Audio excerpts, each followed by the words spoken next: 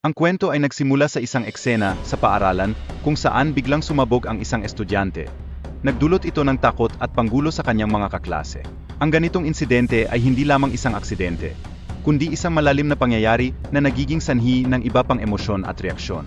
Si Mara, ang pangunahing tauhan, ay may kakaibang ugnayan sa kanyang mga kaklase at may mga personal na isyu na kailangan niyang haapin.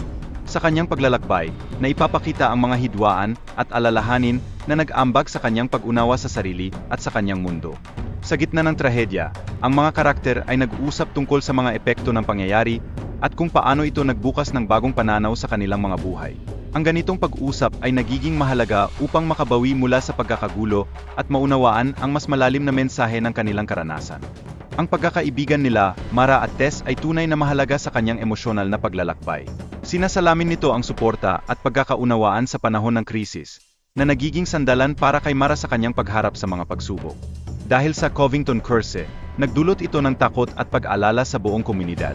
Isang paalala ito sa lahat ng mga institusyong pang-edukasyon tungkol sa kahalagahan ng kaligtasan, na hindi lamang nakatuon sa pisikal na aspeto, kundi pati na rin sa emosyonal at psikolohikal na kalagayan ng mga estudyante. Ang pag-usbong ng relasyon nina, Mara at Dylan ay puno ng mga hamon.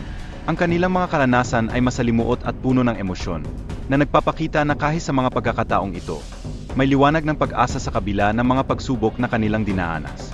Nagsimula ang kwento sa paglalakbay ng mga tauhan patungo sa lugar kung saan itinatago ng kambal ang kanilang mga gamit. Sa pag-usap nilang ito, lumitaw ang isang karakter na si Mara, na may mahalagang kaugnayan kay Dylan, na nagpapakita ng mga koneksyon na nabuo dahil sa mga karanasang ito. Sa ospital, nagkaroon ng pagkabahala si Mara sa mga doktor na nag-alaga sa kanila. Gayunpaman, nagbigay siya ng ngiti sa pamamagitan ng pagbibiro kasama si Dylan, na naging daan upang maibsan ang kanilang takot at anxiety. Isang magandang halimbawa ng lakas ng samahan sa mahihirap na panahon. Habang nasa ilalim ng quarantine, patuloy ang MGA Katanungan ng MGA Dr. S.A. MGA Cabaton. Ang mga tanong na ito ay umaabot sa puso ng mga estudyante.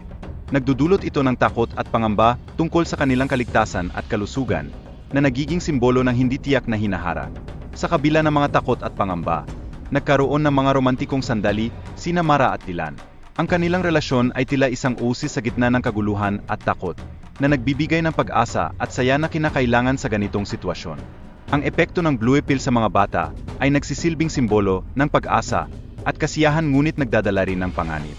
Dito, nakikita natin na may mga aspeto ng kanilang sitwasyon na puno ng hindi tiyak na hinaharap, na nagiging sanhi ng mas malalim na pagmumuni-muni sa kanilang mga desisyon. Kahit sa gitna ng takot, ang mga kabataan ay patuloy na naghahanap ng koneksyon at suporta sa isa't isa. Ang relasyon nina Mara at Dylan ay nagiging simbolo ng lakas at pag-asa, na nagpapahayag ng kanilang pagnanais na makahanap ng liwanag sa masalimuot na mundong kanilang kinaroroonan.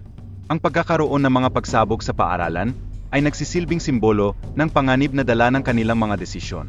Ang mga kabataan ay nahaharap sa malupit na katotohanan ng buhay at kamatayan, na tila ba sila ay nasa gitna ng isang digmaan na hindi nila pinili.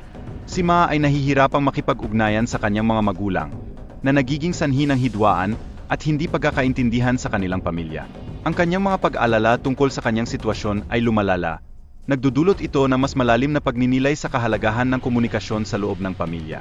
Sa kabila ng kanyang mga pagsubok, sinubukan ni Tess na tulungan si Mara na makabalik sa normal na buhay. Gayunpaman, tila ang mga pakilos na ito ay hindi sapat, dahil ang pagkawala ng pag-asa ni Mara ay nagiging balakid sa kanyang pag-unlad at pagbangon. Sa prom, ipinahayag ni Mara ang kanyang mga saloobin at pagkakasala, na nagbubukas ng usapan tungkol sa mga hamon na dinaranas ng mga kabataan sa pagharap sa trahedya. Ang kanyang pagkilos ay nagiging simbolo ng pagsasawalang bahala at kawalang interes ng kanyang mga kaibigan, isang panggising sa katotohanan. Ang pakikipag-ugnayan ni Mara sa kanyang ina at ang pag-unawa sa sakit na dinaanas niya ay nagbigay liwanag sa kanyang sitwasyon. Dito, lumalabas ang katotohanan na madalas, ang kailangan lamang ng isang tao ay suporta mula sa pamilya upang muling makabangon. Sa kabila ng mga pagsubok na kanyang dinaanas, nakikita ni Mara ang kanyang hinaharap at ang mga posibilidad na maaari niyang makamit, tulad ng pagiging ina o presidente. Sa ganitong pananaw, lumalabas ang kahalagahan ng pag-asa bilang gabay sa kanyang landas. Sa huli, nagpasya si Mara na hindi na matakot sa mga hindi inaasahang pangyayari sa buhay. Ang kanyang pananaw ay dapat yakapin ang buhay at ang mga oportunidad na dumating. Isang mensahe na nakaka-inspire sa mga nakaharap sa kanilang sariling mga hamon.